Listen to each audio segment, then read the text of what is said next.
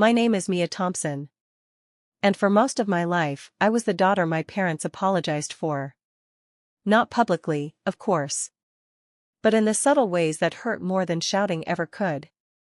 I grew up in a quiet Ohio suburb, the kind where lawns were trimmed on Saturdays and gossip traveled faster than the mailman. My older sister, Madison, was the golden child. Perfect hair. Perfect grades. Perfect smile. And according to my mother, perfect destiny. I was the other one. You're just different, Mom would say whenever I asked why Madison got praise and I got silence. Different. That word followed me like a shadow.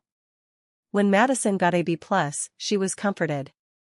When I got a B+, I was asked what went wrong. When she quit piano, she was finding herself. When I quit cheerleading because the girls bullied me, I was too sensitive. But the real fracture happened when I was 17. My grandmother had left each of us a college fund. $42,000. For me, it meant freedom. For my mother, apparently, it meant opportunity. I found out the truth by accident. I was sitting at the kitchen table, filling out FAFSA paperwork, when I noticed the account balance online. 0. I refreshed. 0. I walked into the living room where my mom was watching TV. Mom? The college fund, it's empty. She didn't even look surprised. Oh, she said casually, we needed it. Needed it. For what? For your sister's wedding deposit. And some other expenses. My ears rang. That was Grandma's money. For me. She finally looked at me. Mia, don't be selfish.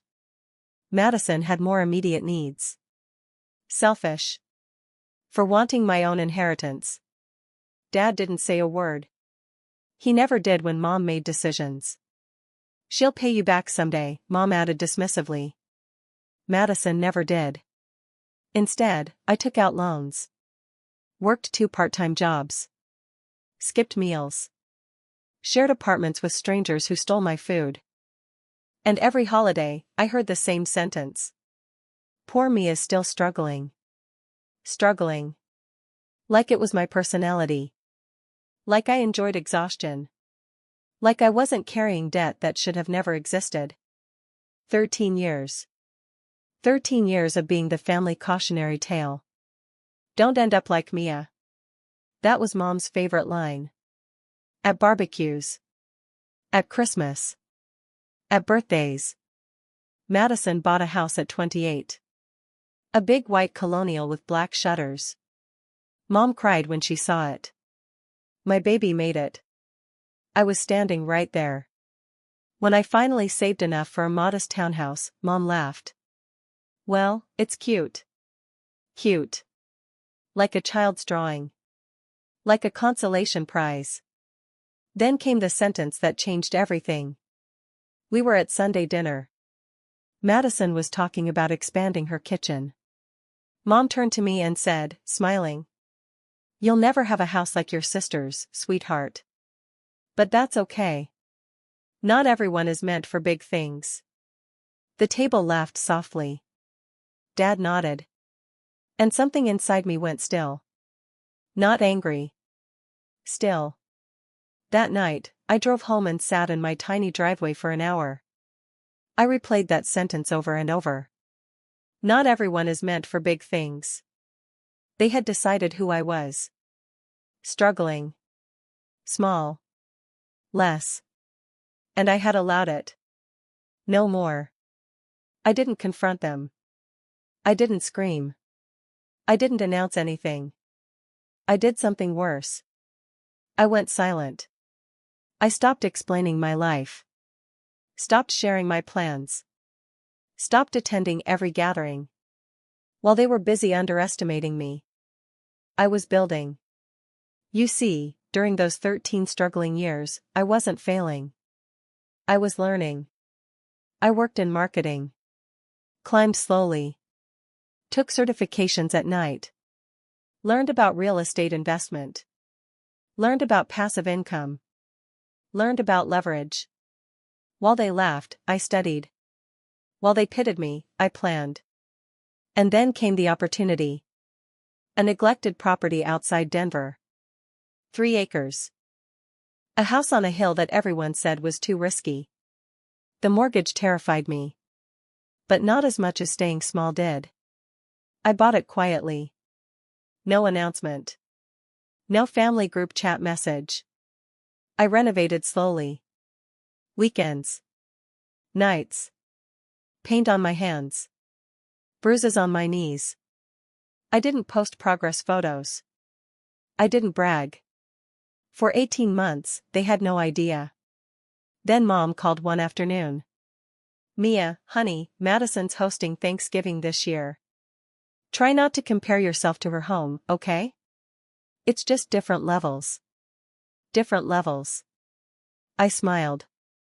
"Actually," I said calmly, "I'm hosting this year." Silence. "In your townhouse?" she asked. "No." I gave her the address. She Googled it. And went quiet. Because the image that appeared was a modern hillside property overlooking the mountains. Glass walls. Wraparound deck. 3-car garage. Private drive. Bigger than Madison's. Bigger than anything they thought I could touch. Mom's voice came back smaller. "When did you?" "About 1.5 years ago. You never told us." I was struggling, I said evenly. Silence. Deep, uncomfortable silence. Thanksgiving came. They pulled into my long private driveway in stunned quiet. Madison stepped out first. Her smile looked strained. Mom stared at the house like it had personally betrayed her narrative. And as they walked inside, I watched something shift. For 13 years, they had told everyone I was behind. And now, they were standing in my living room, realizing they never knew me at all. But that was only the beginning. Because success isn't the best revenge. Control is. And I had just started taking mine back. Thanksgiving morning felt different. Not warm. Not festive. Strategic. I woke up before sunrise and stood on the deck, coffee in my hands, watching the mountains shift from blue to gold. The house was quiet, my house, and for the first time in my life, silence felt powerful. By noon, the first car rolled up the private drive. Madison's white SUV. I watched from the window. She stepped out slowly, sunglasses on, scanning the exterior like she was trying to find a flaw. Mom followed. Her mouth slightly open. Dad climbed out last, hands in his coat pockets, expression unreadable. I opened the door before they could knock. "Happy Thanksgiving." They hugged me stiffly. Madison's first words? Wow. Must have cost a fortune. Not congratulations. Not I'm proud of you. Cost. I smiled lightly. It was an investment. Mom walked inside slowly, turning in circles. "This is unexpected." Unexpected. As if success had skipped me by design. Dad ran his fingers along the kitchen island. "Granite?" "Quartz," I corrected. Madison wandered toward the living room windows. "You live up here alone?" she asked. "Yes." "Aren't you scared?" There it was. The attempt to shrink it. To shrink me. "No," I said calmly. "I worked very hard for this." She gave a tight smile. By 3 o'clock, the extended family began arriving. Aunts. Uncles. Cousins. The same people who had heard for over a decade that I was still figuring things out. They walked in with polite confusion. "Oh. This is yours?" "Yes." "You rent?" "No." Every answer landed like a quiet correction. Mom stayed close to me at first, almost possessive. As if proximity could claim credit. "We always knew she'd do something eventually," she told Aunt Carol loudly. Eventually. I let it slide. Dinner began. 20 people around my dining table. My table. The same people who once heard my mother laugh and say, "Mia will never have a house like Madison's." Halfway through dessert, Uncle Ray raised his glass. "Well, Mia," he chuckled, "guess you're not struggling anymore." The table laughed lightly. "I didn't. I never was," I said evenly. The laughter faded. Mom shifted uncomfortably. I continued, voice calm but steady. "I just wasn't funded." The silence that followed could have cracked glass. Madison's fork froze midair. Dad looked down at his plate. Mom forced a laugh. "Oh, don't start that again." "Start what?" I asked softly. Her eyes flashed warning. But 13 years of silence had stored something inside me. And I was done swallowing it. "Grandma left me $42,000, I said calmly. "For college." Aunt Carol's eyebrows shot up. "Yes," Mom interrupted quickly, "but circumstances led you to give it to Madison." Complete silence. Madison's face flushed. "That was different," Mom snapped. "She needed it. So did I." "You managed." "Yes. I did. That was the problem." I leaned back slightly. "I managed with loans. With 3 jobs. With roommates who stole from me. While being introduced every holiday as the daughter who was struggling." No one moved. Madison finally spoke. "Are you seriously doing this at Thanksgiving?" I met her gaze. "You laughed when Mom said I'd never have a house like yours." Her lips parted. "That was a joke." "It wasn't." The room felt heavier by the second. Dad cleared his throat. "That's enough." "But it wasn't." "Not yet. You don't get to rewrite history now that I've outgrown your narrative." Mom stood abruptly. "We sacrificed for both of you." "No," I said quietly. "You invested in one." That hit hard. Because it was true. Madison pushed her chair back. "This is ridiculous. You're acting like a victim." I looked at her steadily. "I was. And I never said it out loud before. Not once." Mom grabbed her purse. "We're leaving. But here's the thing about control. You don't chase people when they walk away. You let them."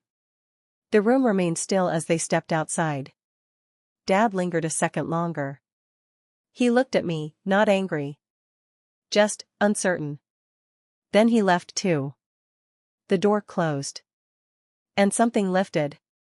The rest of the family stayed. Quiet at first. Then Aunt Carol spoke. "I didn't know about the college fund." "Most people didn't," I replied. Because Mom had controlled the story. 4 years. After dinner, cousins approached privately. "I always wondered why you worked so much. You seemed exhausted."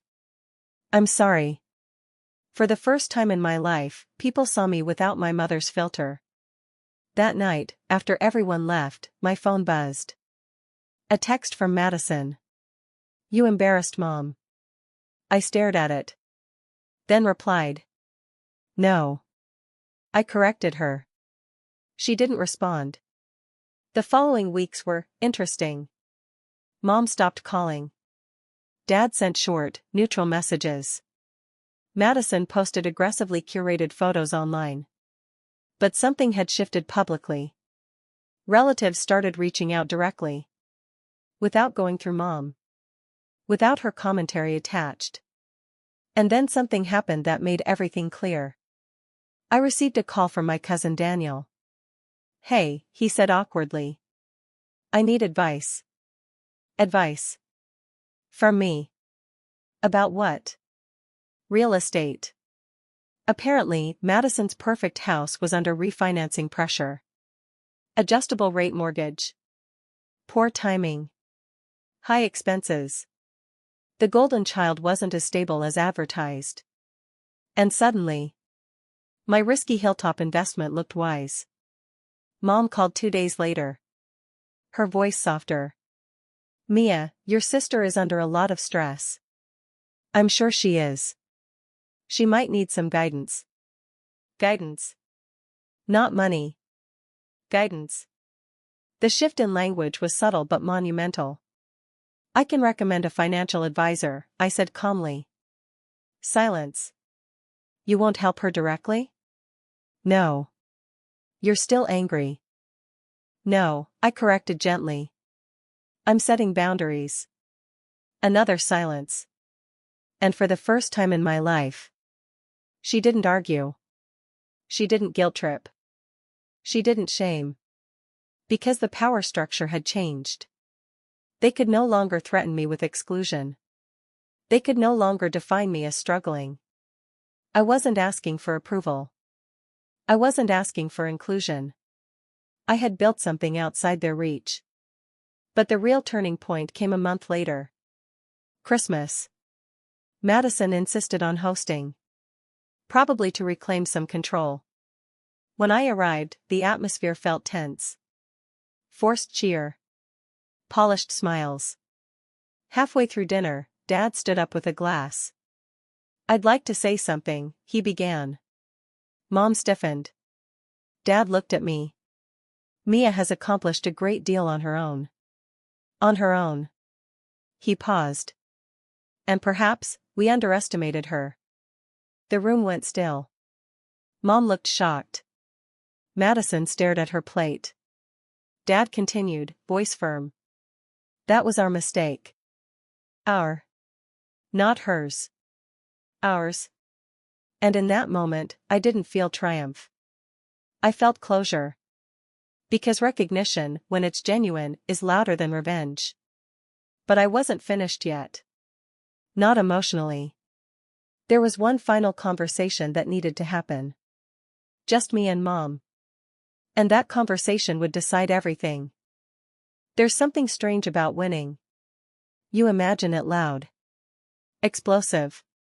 Vindicating. But when it finally arrives, it's quiet. And sometimes, complicated. After Christmas, after Dad's rare public acknowledgement, after the subtle shift in how relatives spoke to me, there was still one unfinished thread. My mother. Because while the world had adjusted its view of me, she hadn't fully let go of the old story. And neither had I. She came up to the house in January. Alone. Snow covered the driveway, soft and untouched. When her car pulled up, I felt a familiar tension in my chest, the kind I'd carried since I was 17. But this time I didn't shrink. I opened the door before she knocked. She stepped inside slowly, looking around like she was seeing it for the first time. It's beautiful, she said quietly. Thank you. We sat in the kitchen. No extended family. No witnesses. No audience. Just us. For a few minutes, she stirred her tea and avoided eye contact. Then she said it. I didn't think you'd actually do it. Do what? Build something bigger. There it was again. Expectation. Or the lack of it. I never needed bigger, I said calmly. I needed fair. Her hands tightened around the mug. You always make it sound like we sabotaged you. I held her gaze. You did. The word hung between us.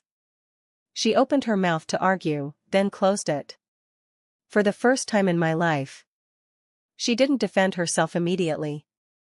I thought Madison needed more help, she said finally. She was fragile. And I wasn't? You were strong. That sentence almost made me laugh. You don't take from one child to reward another and call it strength. Silence again. Heavy. Honest. You never asked for help, she said. I did, I replied quietly. When I showed you the empty account. Her eyes flickered. That memory still existed. She just preferred to blur it. I thought you'd figure it out, she whispered. I did. And that was the part she never anticipated. We walked out onto the deck. Snow glittered across the mountains. I told people you were struggling, she said suddenly. I know. I didn't realize how much that hurt you. It didn't hurt, I said slowly. It defined me in rooms I wasn't in. That hit her. Because she understood reputation. Control. Narrative. You controlled the story, I continued. And I let you. You're saying this is my fault? I'm saying you underestimated me. She leaned against the railing, looking smaller than I'd ever seen her. Your sister's house is in trouble, she said quietly. I already knew. Refinancing pressure had turned into serious debt. Are you asking me to fix it? No, she said quickly. But her hesitation answered for her. I won't, I said calmly. Her shoulders stiffened. You'd let your sister fail? I'd let her learn. You're being cold. No, I corrected gently. I'm being balanced. Because here's the truth about revenge no one tells you. If you spend your life proving them wrong, you're still orbiting their approval. I didn't want to orbit anymore. I wanted autonomy. Do you hate us? She asked suddenly. The question startled me. No. Then why does it feel like you're punishing us? I took a slow breath. I'm not punishing you. I'm refusing to rescue you. There's a difference. And that difference changed everything. Spring came. Madison sold her house. Not at a loss, but not at the glory she once flaunted. She downsized. Quietly. There were no dramatic family announcements. No pitying comments about struggling. Because I never repeated the language they once used on me. That was my final act of revenge. I didn't humiliate. I didn't mock. I didn't laugh. I simply stayed neutral. And neutrality, when someone expects cruelty, is disarming. One afternoon, Madison called. First time in months. Hey, she said awkwardly. Hey. After long pause. I shouldn't have laughed that night. I didn't respond immediately. Because apologies mean more when they're allowed to settle. I was jealous, she added softly. Jealous? Of me?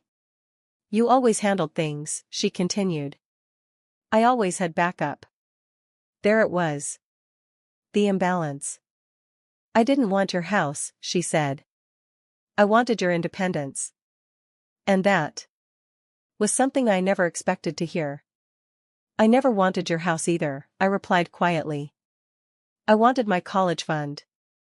We both laughed, gently this time. Not sharp. Not cruel. Just real. Months later, the family gathered again. 4th of July. At my place. This time, there was no tension when cars pulled into the driveway. No whispered comparisons. No patronizing remarks. Mom introduced me differently. This is Miya, she said to a neighbor she'd brought along. She works in marketing and owns this beautiful property. No qualifiers. No subtle downgrade. Just truth. Dad asked me about investments. Actually asked.